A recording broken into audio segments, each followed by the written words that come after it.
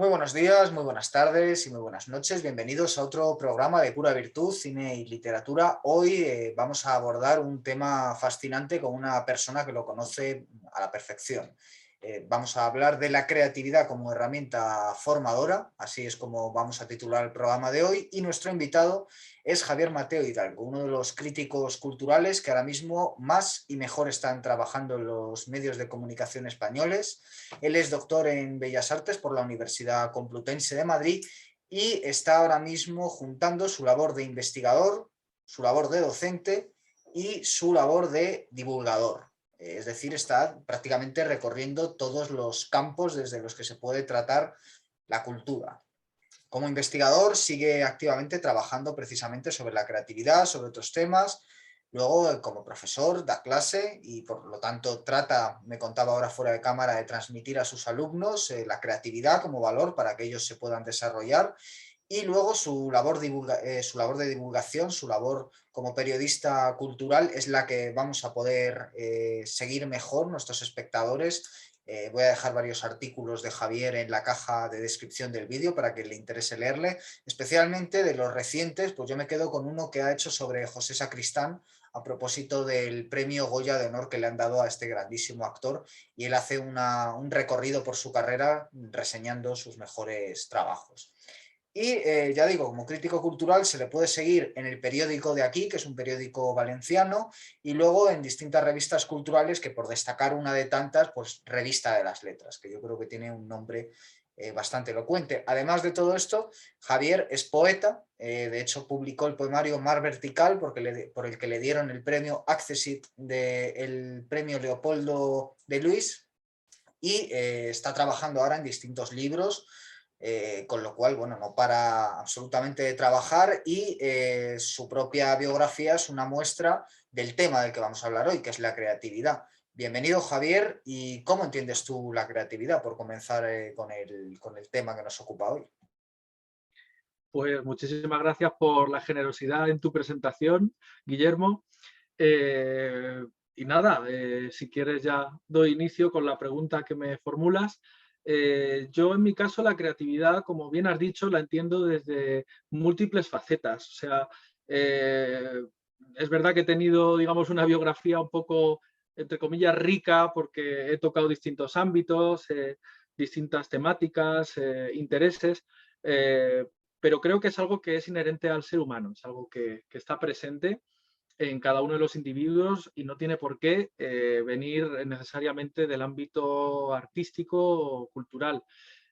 Siempre es verdad que ha sobrevolado la leyenda negra esta, bueno, leyenda negra tampoco, pero un poco esa leyenda en torno al artista modélico, que digamos la inspiración le viene como si viniese caída del cielo, o como las famosas musas, ¿no? Una persona que tenía que estar encerrada en su estudio, no sé, en su laboratorio de ideas.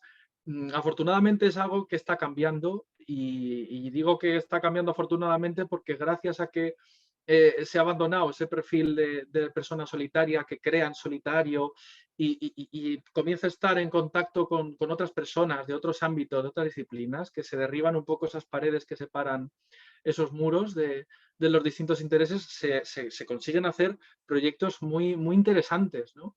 Entre unas personas y otras. Esto lo he tratado también en mi tesis, en el sentido de que, aunque mi tesis estaba muy presente en el ámbito del siglo XX, no es casual. O sea, en el siglo XX tuvieron lugar muchos descubrimientos, muchos avances, fue como una especie de renacimiento moderno, ¿no? Se demostró que tanto desde el ámbito científico como desde el ámbito literario, político, los distintos ámbitos estaban en contacto. Es decir, por ejemplo, Picasso no habría podido ser Picasso y su cubismo si no hubiese tenido la teoría de la relatividad y las teorías de Poincaré de por medio, ¿no? Del mismo modo, estos científicos se sabe que tenían en cuenta las obras artísticas para poder demostrar algunas de sus teorías. Incluso se sabe de algún científico que tenía algún cuadro cubista a partir del cual se trataba de demostrar teorías como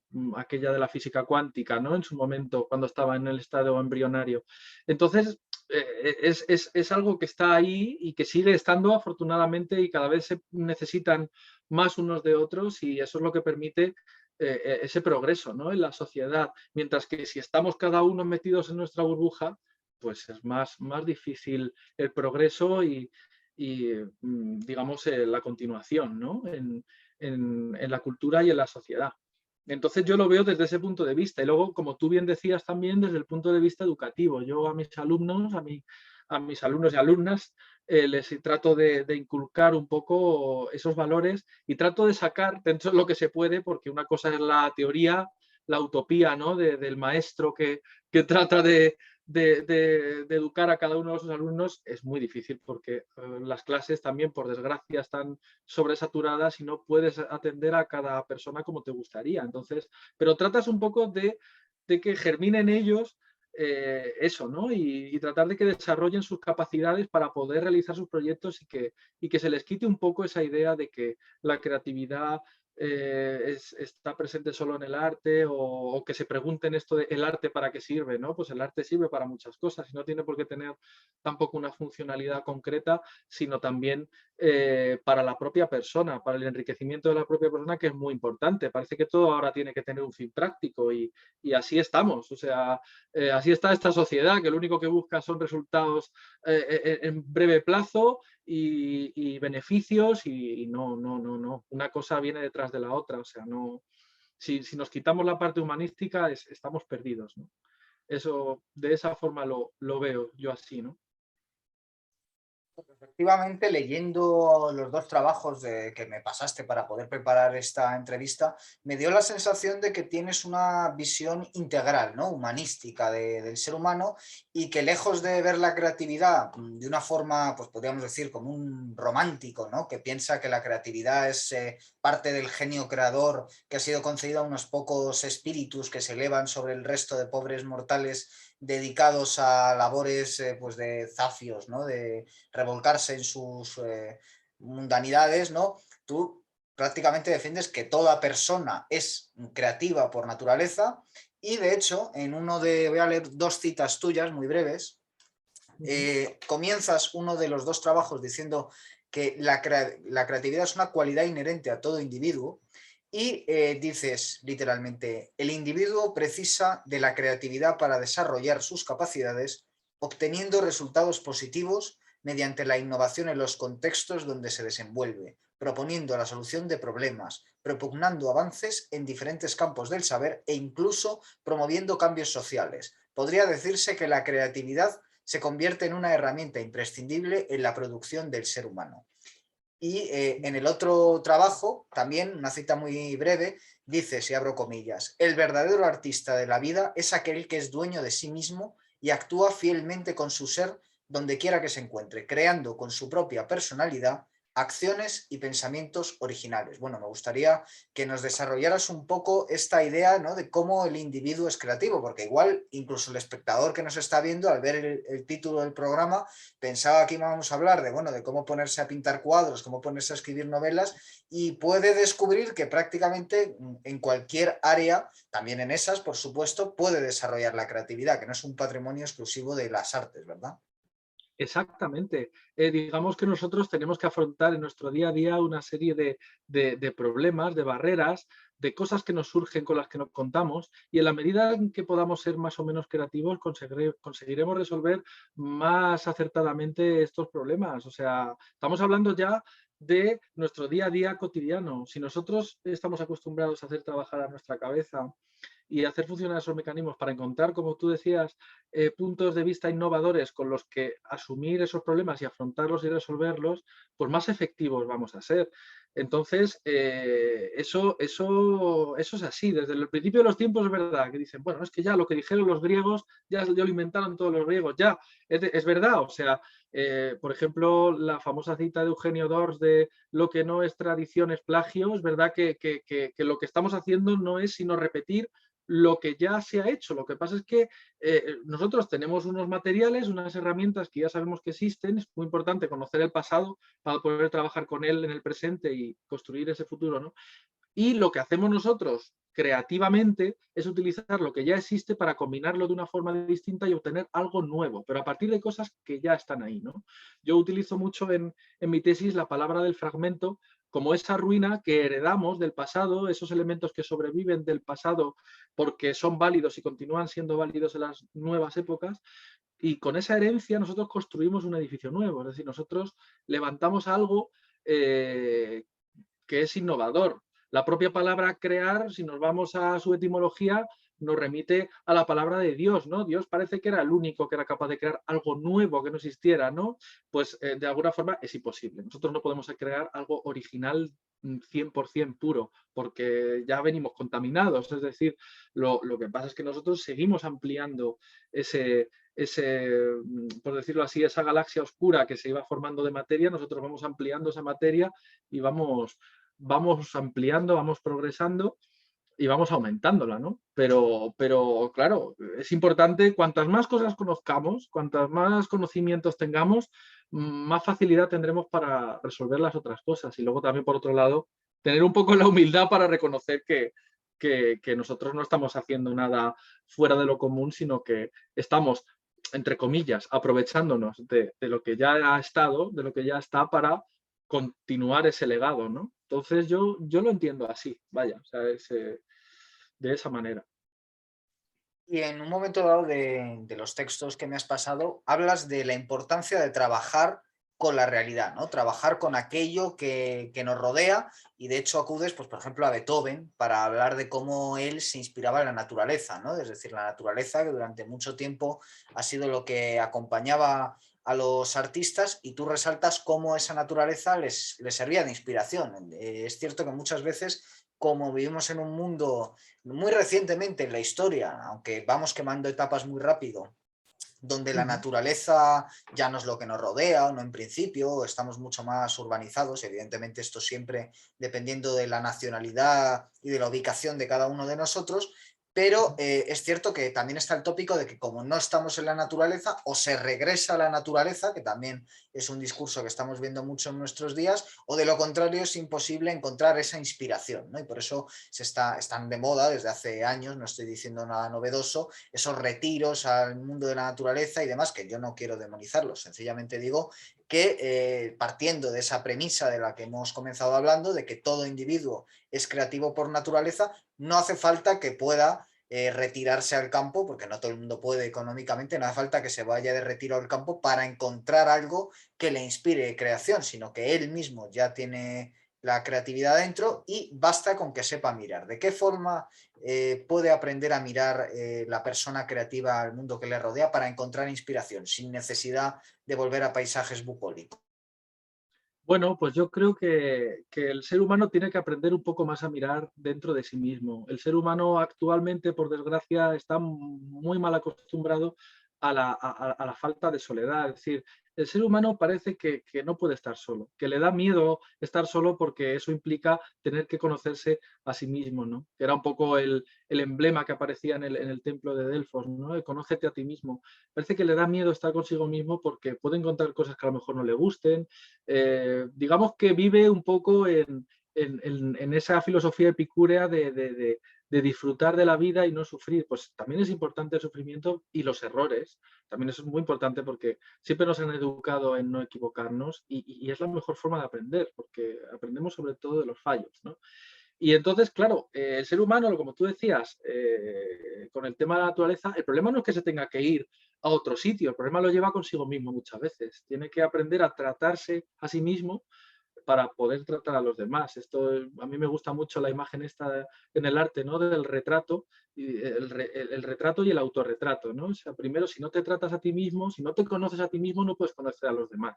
Y ahora es bastante difícil ahondar en nuestros propios interiores. Yo creo que estamos toda la vida tratando de conocernos como para luego encima pues tener que empatizar con los demás y conocer, comprender, ¿no? sus causas y sus motivos. Entonces, una vez que nosotros hacemos ese conocimiento interno ya podemos salir.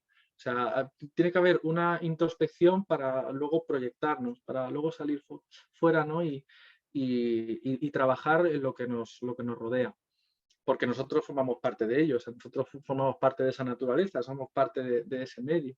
Entonces creo que es muy importante. Beethoven es verdad que era una persona muy solitaria, era una persona que no sé cómo ahora sería catalogada por los psicólogos o los psiquiatras, pero era una persona que eludía todo contacto social, o sea, una persona, además, bueno, dado también por la sordera, como le pasó a Goya, ¿no?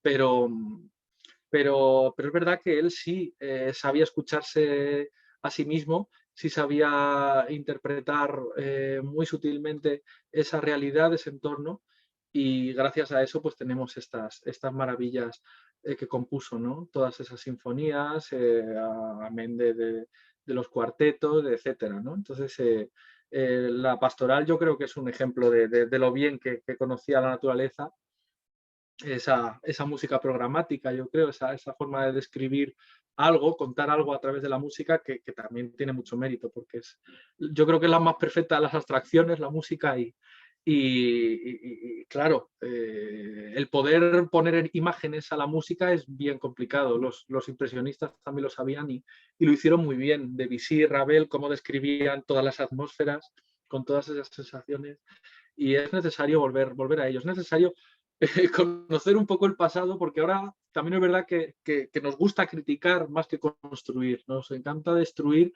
todo, ponerlo todo en tela de juicio, y tenemos mucho que aprender. Por eso decía también lo de ser humildes, ¿no? Y valorar en su justa medida todo ese legado del pasado para poder hacer algo, porque si no tenemos ese conocimiento no se puede hacer nada. Primero hay que leer para poder escribir, para encontrar tu propia voz hay que conocer las de los demás, y así en todo. O sea, no podemos empezar la casa por el tejado, es evidente.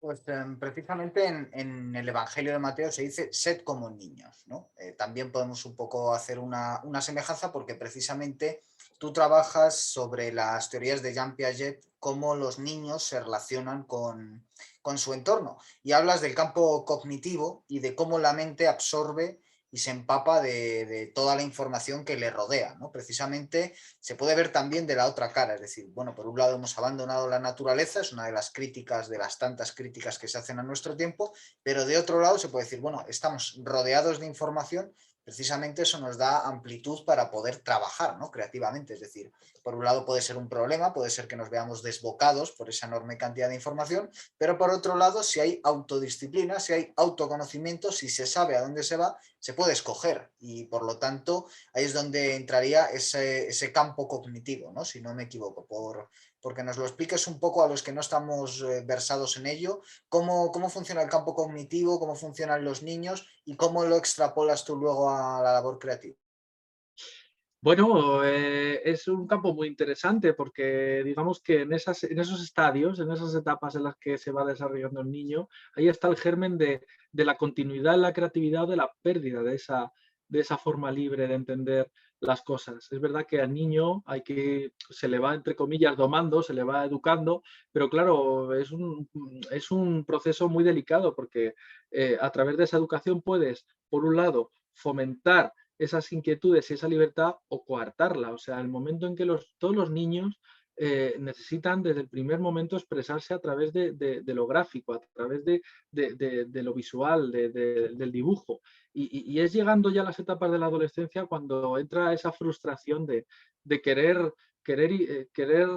emular esa realidad, y al no ser capaces, pues llega esa frustración, ¿no? Y también se les enseña, es decir, enseguida se les coarta, ¿no? Se les dice, ¿qué estás haciendo aquí? No entiendo esto que me estás diciendo, tienes que hacerlo de esta forma. Intentan los mayores, los adultos, llevarles por un redil que no es el más conveniente. Lo que pasa es que, claro, es lo que vuelvo a decir, es muy fácil hablar desde la teoría, pero luego, claro, hay que ponerse desde el punto de vista del educador o del padre, para ver que no es tan fácil, ¿no? Pero sí es verdad que los niños tienen un mundo interior muy rico, tienen una pureza.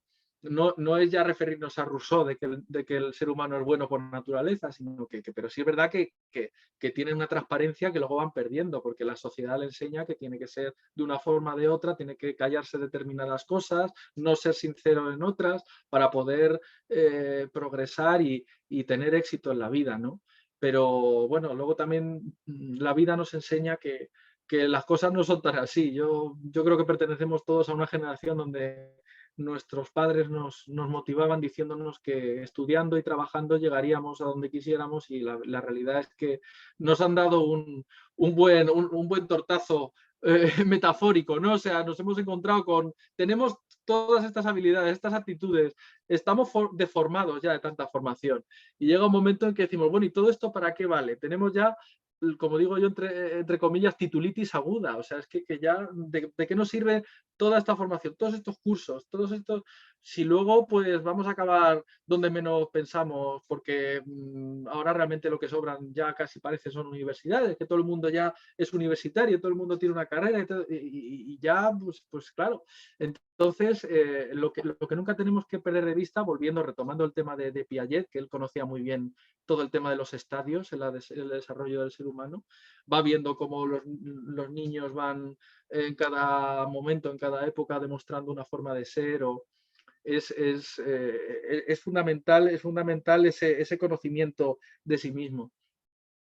El propio Picasso siempre decía que quería volver a trabajar como trabajaba de niño, ¿no? Quería recuperar esa esencia perdida, y por eso toda esa obsesión por parte de las vanguardias de volver a la pureza de las cosas, a lo no contaminado, cosa totalmente utópica, pero se buscaba que el ser humano se desprendiera de toda esa contaminación educativa que había tenido, de toda esa formación, entre comillas, negativa, y volviera a ser libre, tratara de deshacerse de esas ataduras. Y bueno, eso es muy importante desde el punto de vista educativo, ¿no? El medio en el que te desarrollas, la familia, el entorno, los amigos, la cultura. Si tú a lo mejor te desarrollas bajo unos padres autoritarios o bajo un gobierno autoritario, lo que sea, pues claro, igual se te quedan mermadas esas cosas, o por contra, luego cuando eres adulto te rebelas contra eso, ¿no? Eso también va mucho en las personalidades de cada uno, pero creo que cuanto más se favorezca ese ambiente más abierto, abierto no quiere decir que no se tenga que poner cotas a las cosas, porque evidentemente hay que marcar ciertas pautas, pero tampoco coartar cualquier movimiento, cualquier elección o cualquier acción, porque al final se genera una persona frustrada interiormente en muchos aspectos. Entonces a lo mejor se queda con la gana de, ¿y si yo hubiese hecho esto? ¿Y si yo hubiese hecho lo otro? ¿Qué hubiera pasado? Por lo menos lo intenta, que sí, que a lo mejor se puede tirar a la piscina sin agua, pero por lo menos ha tirado. Es decir, ha comprobado qué iba a pasar, pero si te quedas con las ganas y no cruzas el puente, no vas a saber nunca qué va a pasar, y eso es lo que pasa en el progreso, ¿no? Que es verdad que toda novedad, toda cosa nueva que entra, que se inocula en la sociedad, al principio sufre un poco el rechazo de gran parte de la población. La población se siente segura con los conceptos que tiene asimilados. El momento en que se cuestionan determinados cimientos, pues la gente lo rechaza, ¿no? Se echa hacia atrás y se niega en redondo, pero luego muchas veces hemos visto que poco a poco luego han ido calando cosas que en un primer momento no se habían aceptado, que gracias a eso pues hemos evolucionado, ¿no? Entonces yo creo que es interesante por todo ello, y todo viene desde la educación, o sea, desde la formación del individuo. Haces mucho hincapié en la educación. De hecho, dices literalmente en uno de tus textos, educar es formar, ¿no? Es decir, que, por ejemplo, cuando uno mira las estadísticas aquí en España, se da cuenta de que los niños abandonan la lectura, los niños tienden a leer cuando son pequeños, pero abandonan la lectura en el momento en el que se les da el móvil, ¿no? Y ahí, digamos, hay un fracaso educativo que en buena medida empieza con los padres, también puede continuar con los propios colegios, aunque se sabe que muchos están poniendo en marcha planes para tratar de inculcar la lectura en los niños, pero sí que nos podemos dar cuenta de que ese momento de contacto con la tecnología quizás sea porque nos ha tocado muy encima, es decir, todavía no tenemos perspectiva como para saber encauzarlo, pero parece que choca diametralmente con ciertas tendencias creativas en los niños, ¿no? Tú que tienes esa experiencia, aunque trabajas con personas más adultas, seguro que algo al respecto nos puedes decir, ¿no? Pero a continuación de hablar de la educación, hablas del trabajo, ¿no? Que parecen, digamos, las dos caras, el haz y el en vez de lo mismo, de cómo una vez uno tiene esa tendencia creadora, o se trabaja, o se encauza, o se pierde, ¿no? O no acabas en ningún lado bueno. Por ejemplo, pones el ejemplo de Miguel Ángel, ¿no? Que él veía un bloque y entonces él veía ya directamente, o por lo menos eso contaba, al ver el bloque, la figura que quería esculpir. Pero obviamente si uno no sabe cuáles son los procedimientos, si no sabes, no dominas la técnica, si no dominas el oficio, pues lo único que vas a hacer es destruir el bloque, ¿no? Y entonces tú lo que defiendes un poco es que la educación consiste en enseñar cómo ir puliendo ese bloque con paciencia, ¿no? ¿Qué nos puedes decir al respecto de la educación y del trabajo dentro de la creatividad? Bueno, me estaba acordando de la carta, bueno, la carta, sí, el texto que Albert Camus le dedica a su profesor, agradeciéndole cómo gracias a a su ayuda pudo llegar a donde pudo llegar como escritor, ¿no? Es decir, él, gracias a ese maestro que tuvo y que le supo orientar en un momento difícil de su vida, pudo llegar a... Y es muy importante en ese sentido la educación, pero es verdad que un educador nunca puede ser un padre, por mucho que se empeñen los padres en ceder esa parcela a los profesores, porque una cosa es que todo el mundo pueda tener hijos, pero no todo el mundo puede ser padre. Entonces, no se puede delegar en el colegio lo que los padres tienen que hacer, ¿no? En casa. Y eso es algo que se ve mucho. Yo lo veo mucho como profesor, en estos años lo he visto y he visto muchos casos de niños que les falta a lo mejor esa formación en casa. Pero dicho lo cual, efectivamente, lo de Miguel Ángel me parece un buen ejemplo, ¿no? Es decir, es como si un guitarrista tiene mucha técnica, pero no tiene ese alma para utilizar esa técnica y crear interpretaciones únicas, ¿no? De la misma forma que si sucede al revés, si alguien tiene talento, pero no tiene las herramientas, no tiene la técnica, no aprende cómo llevarlo a cabo, se queda ahí, se queda muerto, ¿no? Decía, por ejemplo, Paul Valéry decía que él siempre estaba componiendo en su cabeza, siempre estaba inventando melodías, pero que se quedaban muertas allí porque no tenía la habilidad para transportarlas a una partitura, a un pentagrama, él no era compositor, entonces él tenía buenas ideas desde el punto de vista musical, pero no las podía desarrollar en ese ámbito porque él era escritor, no era músico.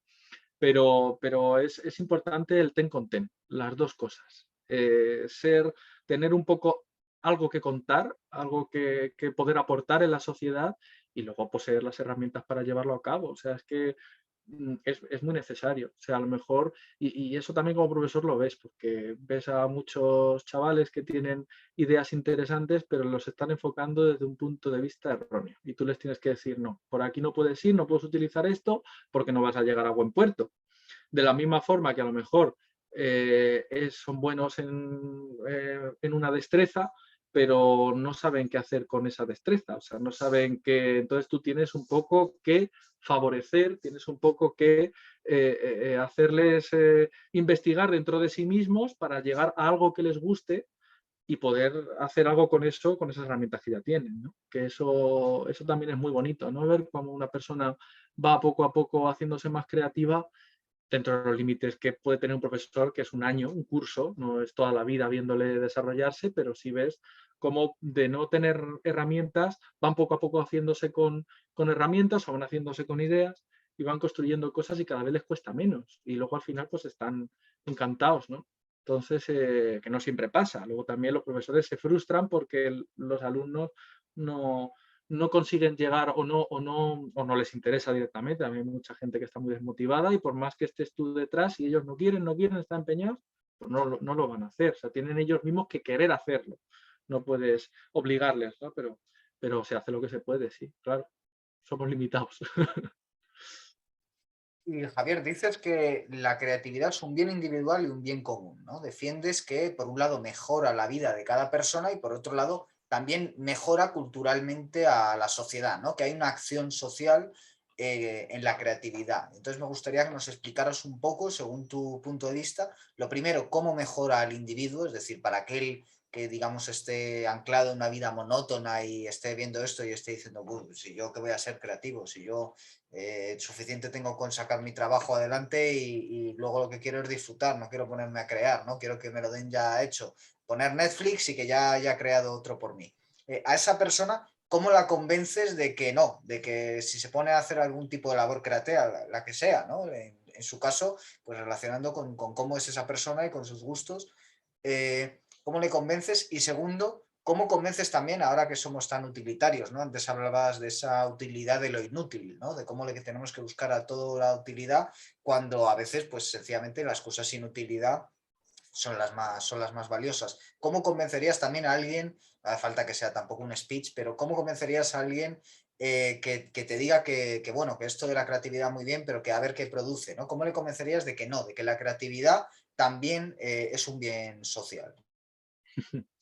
Bueno, partiendo de que el ser humano es un animal social, es decir, es un animal que necesita a los demás para poder desarrollarse, pues entendemos que es verdad que nosotros desde nuestro ámbito, desde nuestro ámbito privado, desde nuestras casas, podemos encontrar o llegar a descubrir cosas que nos puedan venir bien para nuestro propio desarrollo, pero muchas veces sin darnos cuenta las ponemos en común con otras personas y a esas personas les ayudamos también con esa conversación, ¿no? Hay que entender también yo recuerdo, bueno, tengo un amigo muy cercano que me dio a conocer un texto de Pedro Lain Entralgo, que era filósofo, pero también era médico. Entonces, él hablaba de la palabra como acto sanador, es decir, mediante el lenguaje, mediante la comunicación, nosotros podemos ayudar a otras personas a desarrollar esas inquietudes. Por ejemplo, Picasso tenía muy en cuenta el café como lugar de encuentro para ponerse al día con desde poner en común pues las impresiones digamos el día a día actual, tanto social, político, con otros compañeros, como para intercambiar ideas, opiniones, y estas inevitablemente te influyen. O sea, tú no puedes desentenderte del medio, ¿no? Como decía Ortega, somos nosotros en nuestras circunstancias, ¿no? El medio social en el que nos movemos. Entonces creo que hasta lo que nosotros consideremos que es más tonto, que no va a ningún lado, puede servir de utilidad, por lo que tú decías, ¿no? Decías, ¿cómo le podemos convencer a la persona? Pues pensando que puede estar en cualquier cosa. De hecho, la creatividad surge cuando, o sea, nuestra cabeza sigue pensando y sigue trabajando cuando pensamos que no estamos pensando y trabajando. A lo mejor, ¿qué le pasó a Arquímedes? Que se sumergió en la bañera y dijo lo de Eureka, ¿no? Un cuerpo sumergido hace que suba el nivel del agua, tal. Entonces, mediante nuestra experiencia, nuestro día a día, de repente pueden surgir esas bombillas encendidas que nos lleven a cosas, ideas interesantes, ¿no? Y también a través, como decía, de los errores. ¿Cuántos descubrimientos no se han hecho a través de los errores o de los fallos, ¿no? Empezando por la propia penicilina, ¿no? Con las bacterias, o la propia fotografía que se inventa por error también, porque la luz se arroja sobre una placa que está contaminada a determinados elementos y hace que salga la imagen en esa placa fotográfica, ¿no? Pero es todo eso, o sea, digamos que nosotros, gracias a los demás, al medio, podemos seguir creciendo. Si nos quedamos metidos en casa, pues obviamente poco vamos a poder desarrollar. Es verdad que podemos tener un interior muy rico, pero si ese interior rico sin experiencias está yermo, o sea, está vacío. Necesitamos que nos germinen del exterior, ¿no? Nuestras ideas, nuestras semillas interiores, por así decirlo, ¿no? Yo lo veo así. Puede ser una opinión, digamos, subjetiva, como todas son subjetivas, ¿no? No podemos ser objetivos 100%, pero bueno, también estamos para eso, para que luego venga otra persona y nos diga, pues no estoy de acuerdo. Pues igual que gracias a eso, pues no seguimos con la idea de descarte del genio maligno. O sea, si no seguiríamos todavía pensando que tenemos un genio maligno por dentro que nos confunde y con tal, no sé, si no llega otra persona detrás que le llevó la contraria, le replicó y avanzó, pues estaríamos todavía con ciertas ideas, ¿no? Por bajar a tierra, y también, bueno, ya es la última pregunta que te voy a hacer, pero por bajar a tierra toda la cuestión y por volver al punto de partida, tu labor prolífica. Claro, tú eres un autor prolífico y joven, es decir, estamos ante dos adjetivos poco frecuentes, por ser honestos. Entonces, supongo que no pocas veces te habrá pasado, porque me ha pasado a mí también, que desde luego soy bastante menos prolífico, que mucha gente se te acerca, gente joven también de tu misma edad, y te dice, oye, no sé cómo te da tiempo a hacer tantas cosas.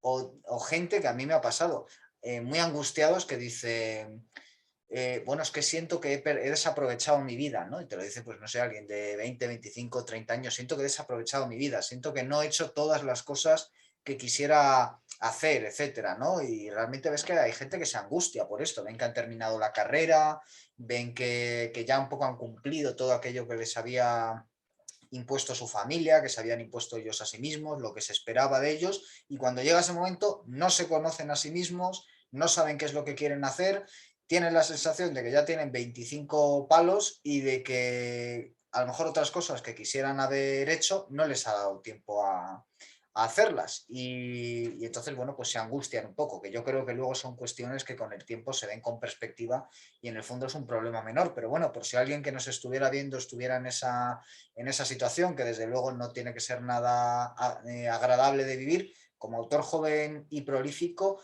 ¿cuál es un poco la llave de secreto para poder ser tan constante, para poder trabajar en tantos temas y para no parecer una persona angustiada, huraña, sino que pues también dice, no, oye, lo importante es salir, no estar todo el día encerrado, etcétera? Es decir, ya un poco en un nivel más personal, esa creatividad, ¿cómo encaja en una vida?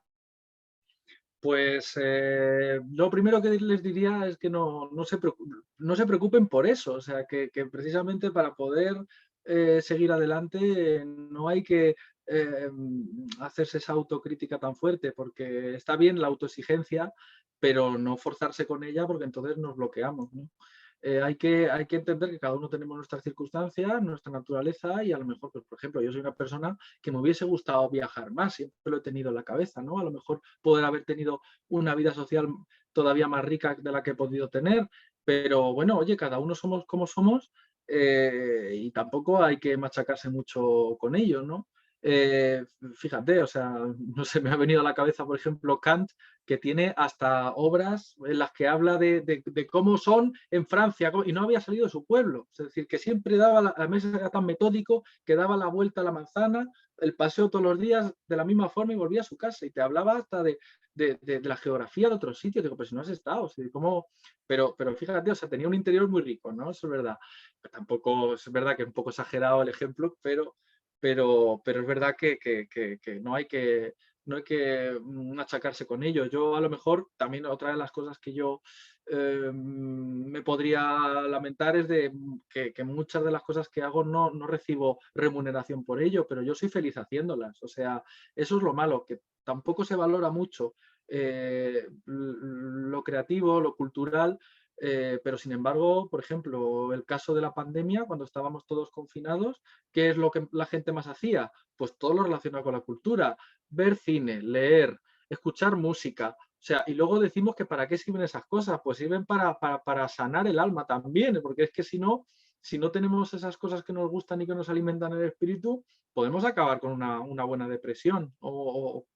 Y es importante un poco todo ello, ¿no? Entonces, volviendo al tema, que me voy por los cerros de Úbeda y no quiero, eh, creo que lo importante es hacer lo que uno quiere hacer y encontrar la forma de llevarlo a cabo. Volvemos a lo de las herramientas, ¿no? Los medios. A ver, hacerte una lista, decir, esto es lo que quiero hacer, pim, pim, pim, pim. Y luego al otro lado, ¿cómo puedo llevarlo a cabo? ¿Cómo puedo hacerlo dentro de mis limitaciones?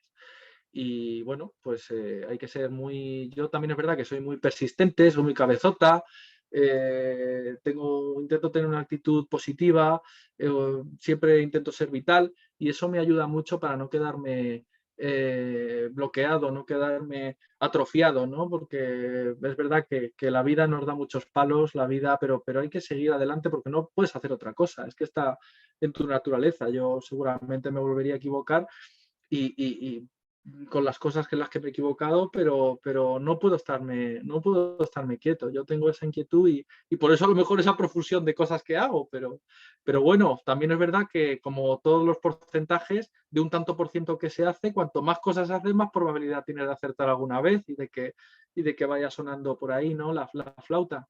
Entonces, bueno, pues yo llamo a muchas puertas, yo me esfuerzo mucho, trabajo y sé que esto tarde o temprano dará sus frutos. O sea, tampoco es ponerse en la parábola de Jesucristo, los talentos y pero hay que cultivar la tierra. Si no cultivas la tierra, no tienes resultados. O sea, si no echas, en vez de echar 5 semillas, echas una, pues a lo mejor esa semilla no sale y te quedas como te has quedado, pero hay que moverse, hay que trabajar hoy más que nunca, porque las cosas no van a venir a buscarte, tienes tú que buscarlas y, hombre, sin renunciar a cómo eres, pero por lo menos ser activo, ¿no? Y eso también es un consejo que puedo dar que creo que puede ser útil. Y no venirse abajo, porque tú también lo sabes, vivimos ahora mismo en un mundo, tanto académicamente como creativamente, pues que no ayuda mucho, o sea, no ayuda mucho a fomentar todas estas cosas, pero no hay que decaer, hay que seguir adelante y es que no puedes hacer otra cosa, porque si no, no se activa ese motor interno para seguir haciendo tus cosas, necesitas tenerlo en funcionamiento. Sí, sí. Fracasa otra vez, fracasa mejor, ¿no? Que decía Samuel Beckett. Bueno, Javier Mateo Hidalgo, ha sido un placer tenerte en el programa, esperemos que no sea la última vez y recomendado sobre todo que nuestros espectadores lean tus textos, voy a dejar varios en la caja de descripción a los que les guste el cine, recomiendo aquel dedicado a José Sacristán con motivo del premio honorífico que ha recibido la última gala de los Goya. Bueno, aquí Muchísimas ya saben que en Pura Virtud nos gusta traer autores consagrados y autores que están también generando una obra en el tiempo, ¿no? Mientras la están generando y sin duda alguna Javier Mateo Hidalgo se encuentra ahí. Así que muchas gracias por haber venido al programa. Muchas gracias también a nuestros espectadores por haber llegado hasta este punto. Volveremos pronto con más programas en Pura Virtud, Cine y Literatura. Hasta pronto.